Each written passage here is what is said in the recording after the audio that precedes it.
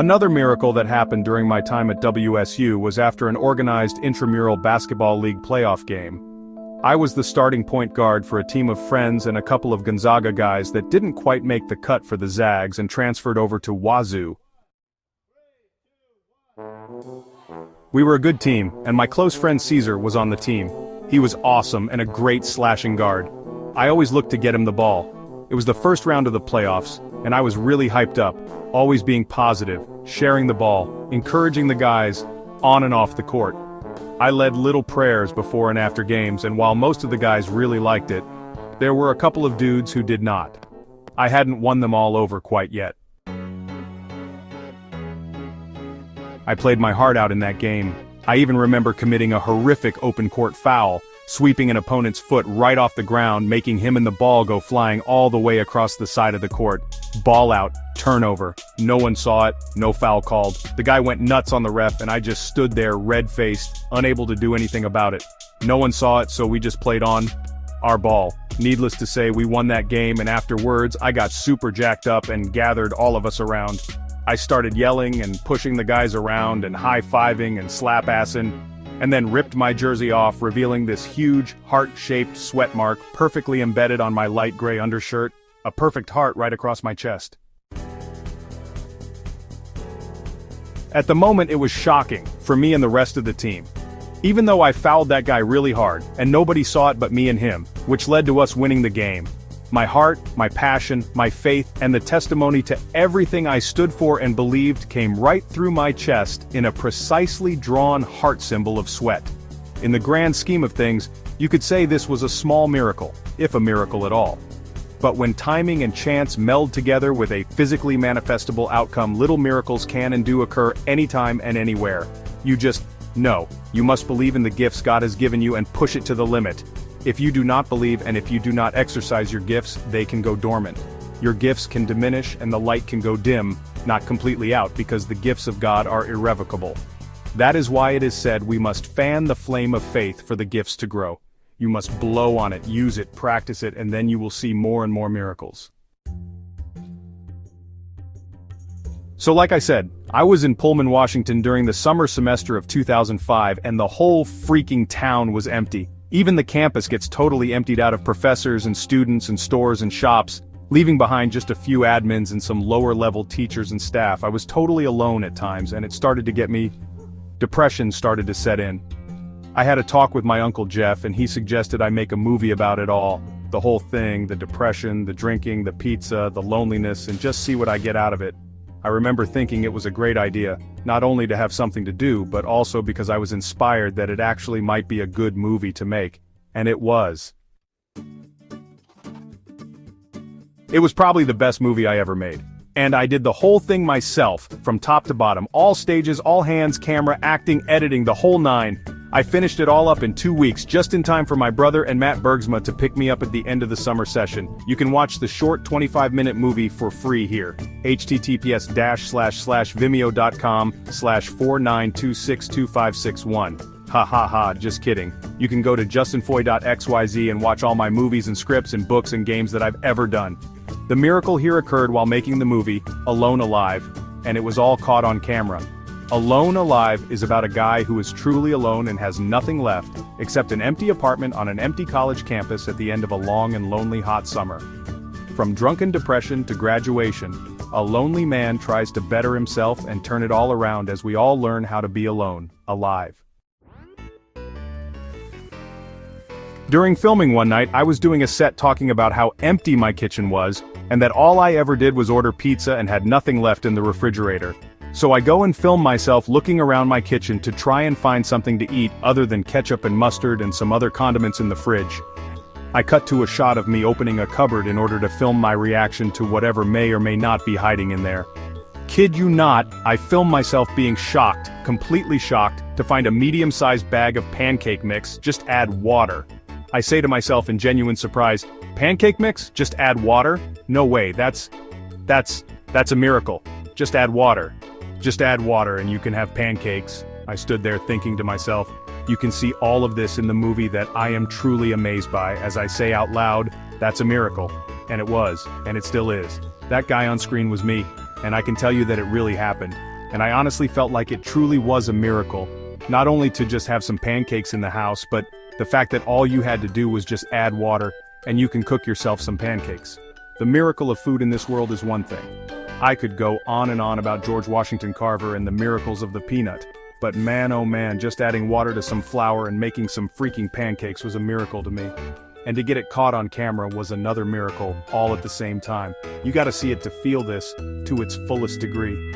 It's one of the funniest caught on camera moments of human stupidity that you have to see to believe. The guy on camera experiences a miracle, while the other part of me knew that the movie also would experience a miracle live on tape. It was incredible, and so were pancakes. Go see for yourself, go watch Alone Alive. And at about 15 minutes into the short film, you will see what happens. A miracle occurs right before yours and my eyes. Just add water.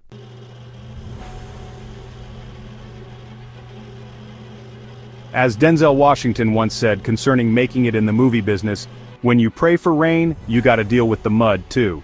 Let me tell you something profound. As you get older, and a little bit grayer, and a little bit fatter, and just plain old older, you can start to lose some of the charm that you used to have as a younger person. At least for me, I can tell that there are some folks who I simply cannot reach anymore. There are some folks that just won't look at me the same way they used to. It's okay. I remember being young and looking at people my age, 42 as of writing this, and thinking, geez Louise, that person is old. But now that I am 40, I don't think of myself as old like those other people were, right? I'm different, right? Right? But then again, when I try to communicate with people much younger than me, they often look at me like I'm some super dumb out-of-touch alien, and an old alien at that. They don't realize, just like I didn't realize back then, that I am still a kid inside. Once you realize that, then you can speak to others with much more respect. When you're a kid, you get forced to meet your great-grandparents and great-uncles and aunties, and you think to yourself, man, I can't wait to get out of here. But then, you get old, and you feel the scorn of the youth, and you realize that I should have listened and had mercy on the old because they are not much different than you are. We are all little children inside.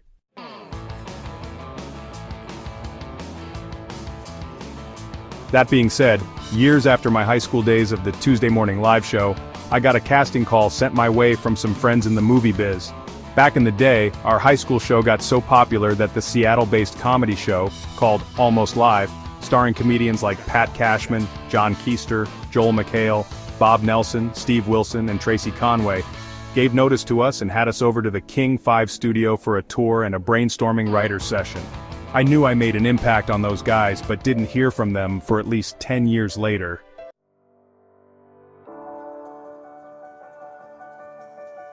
But then, I met Steve Wilson again, and he shared with me the casting opportunity for a movie starring Zach Galifianakis and Judy Greer, called The Visioneers. It was written and directed by the awesomely talented Drake brothers, and a few of the Almost Live crew had been cast into the film. They gave me notice to go and audition and see if I could help them in any way possible with production or promotions or anything. Steve encouraged me to go out to the main location and headquarters of the film at the Drake Mansion and introduce myself and to just go for it all, full steam ahead. So that's exactly what I did. I went and bought like 5 boxes of Krispy Kremes in Issaquah, Washington, and went straight to the Drake Mansion super early in the morning. When I finally got there on top of a massive mountain outside of Stevens Pass, I arrived at the homestead, filled with parked cars, tents, people, and gear all around, prepping for a real big-time staged-up movie set. I took a big swallow, parked my car, and walked right up to the front door and rang the doorbell. Nobody answered. Of course, all the professionals were way in the back as the front door was no longer in use. Everything was being staged for filming, and there was no one actually home to answer the front door. I just skipped along, didn't let it deter me, and started walking around the grounds looking for anyone important looking to talk to. As it would happen, my greatest hero of all time came walking out the garage door, Ryan McCann, the guy who played Mac Luster in the film. He walked out, and I knew that this guy was the man. So I went straight up to him and said, "Hey brother, I'm Foy Boy. I'm here and I have some Krispy Kremes for everyone." It made Ryan laugh and he said, "Hell yeah, Foy Boy, you're looking for Jared, he's right over there, come on." Ryan introduced me to Jared as Foy Boy and that I was there for the party scene.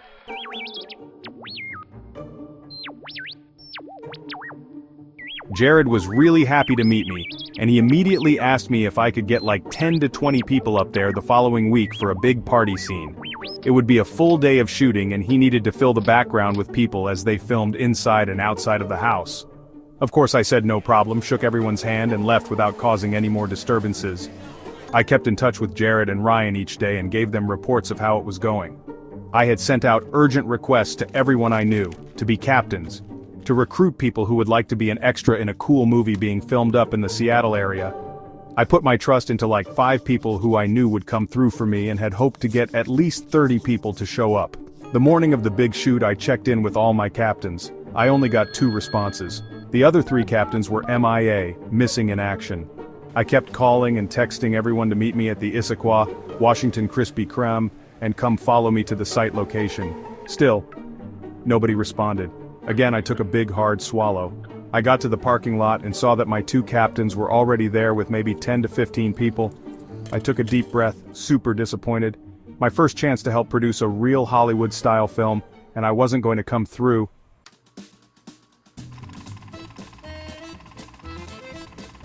But then, a miracle occurred. I got a phone call, then another phone call, and then a bunch of texts and even more phone calls. I looked up from my cell phone to see down the road, a massive giant train of cars pulling into the parking lot.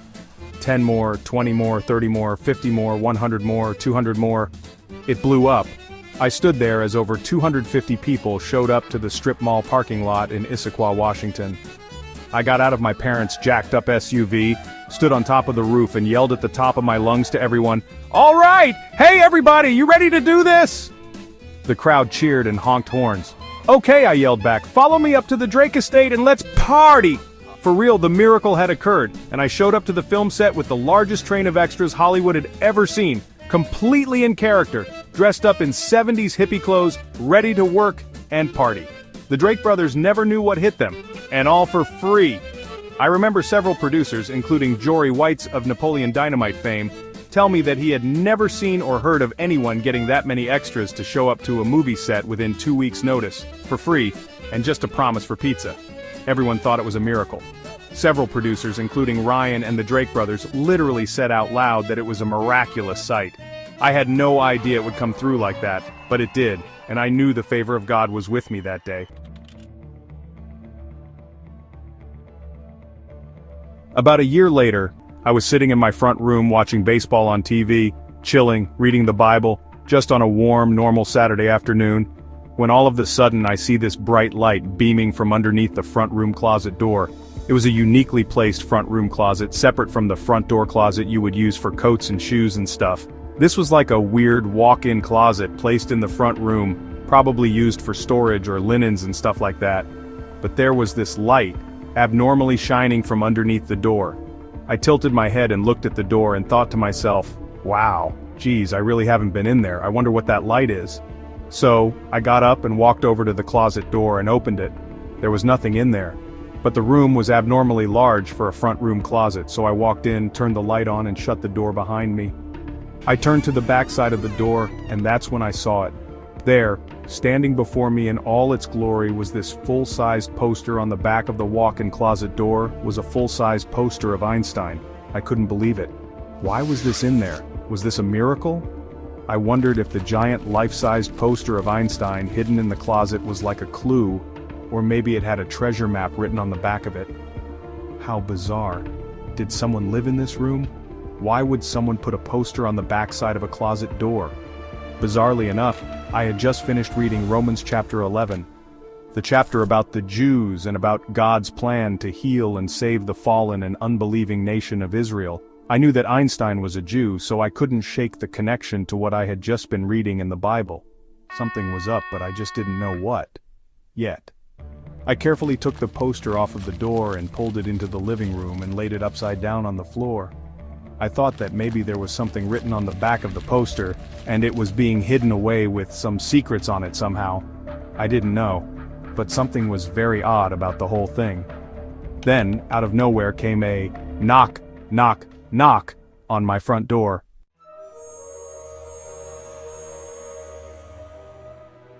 I stood still for a minute, paralyzed, considering the timing, considering the possibilities that could ensue. I gently walked to the front door and peeked out the peephole. It was just an old lady holding a Bible. A Jehovah's Witness lady, I presumed. I opened the door and said really loudly and awkwardly, "Hi!" It scared the old lady and she was taken back and gasped. But it didn't shake her mantra much as she immediately went right into her speech about the Jehovah's Witness cult and how God had abandoned the Jews, and that all the scriptures about the Jews were really about the church now, and that it was our duty to bring the kingdom of heaven down here to earth. I knew this type of theology was complete crap. We all should know that the kingdom of heaven comes only with the arrival of Jesus Christ himself, back to the earth in order to save the Jews, not to destroy them.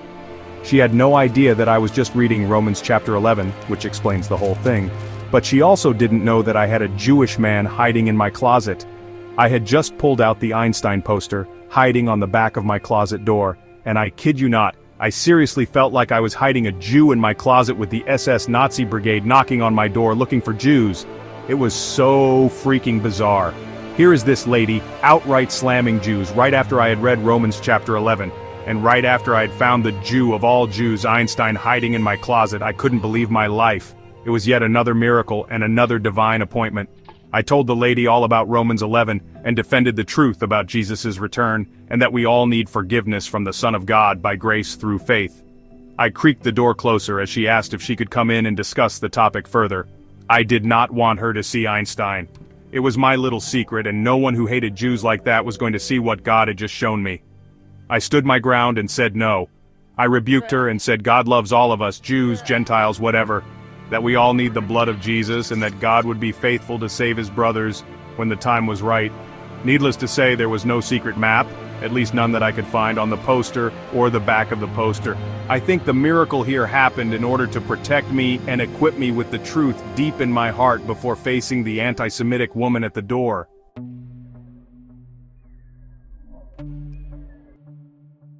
After the fact, it seems like a small thing, like did I really need all that just to defend a truth I already knew to be true?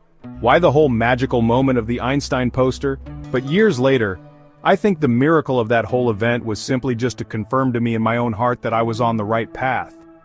I honestly think the reason most people don't recognize the miracles that happen around them all day long is because most of the time they happen in little ways. Everyone thinks miracles only take place, if at all, through giant pillars of fire or massive supernatural events. And they do. And I have experienced miracles that way several times, but they occur mostly in the still, small ways, if only we can open our eyes and see them. Do you see them?